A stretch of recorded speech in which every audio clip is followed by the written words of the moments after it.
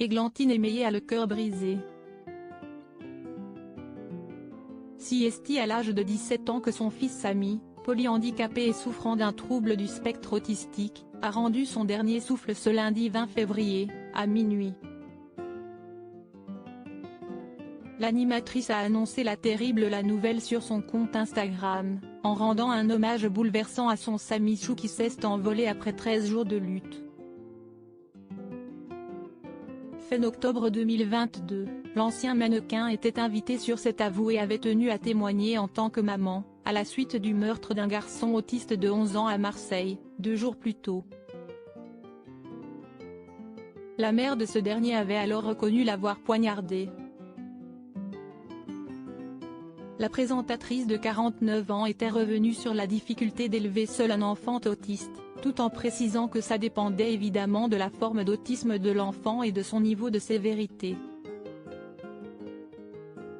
La présidente de l'association Un pas vers la vie, conçue pour répondre aux demandes des familles avec un enfant autiste, avait ensuite raconté son quotidien, les difficultés qu'elle a pu rencontrer et cette solitude qu'elle a pu éprouver tout au long des années, pour l'avoir vécu. Je sais que nous sommes de nombreux parents à nous retrouver seuls avec un enfant, ce qui est terrible, en fait, avait-elle expliqué avec émotion, avant d'ajouter, je crois qu'on ne mesure pas aujourd'hui. Cette maman, elle est seule. Si est très fréquent, une maman seule qui se retrouve à élever un enfant. Églantine Émeillé sans filtre sur son quotidien difficile. Le fait de se retrouver seule, parce que le couple ne résiste pas, comme elle l'avait alors précisé, est extrêmement difficile à vivre, tout comme le manque de prise en charge. Il faut bien que quelqu'un s'en occupe, de l'enfant, note de la rédaction. En général, les mères arrêtent de travailler, souvent volontairement entre guillemets, pour subvenir à la prise en charge éducative de leur enfant, avait-elle indiqué. Et c'est là que les choses sont très mal faites selon Églantine Émeillé et elle n'a pas mâché ses mots, sauf qu'on n'est pas des éducateurs spécialisés formés pour ce type de troubles qui sont d'une grande sévérité.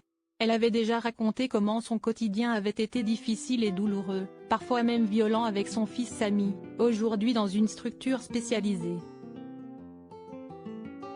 Comme elle l'a confié à Anne-Elisabeth Lemoine, il y a des enfants qui ne parlent pas, qui crient beaucoup et qui s'automutilent. Et si est jour et nuit, avec le cœur d'un parent qui aime son enfant, si est une souffrance permanente.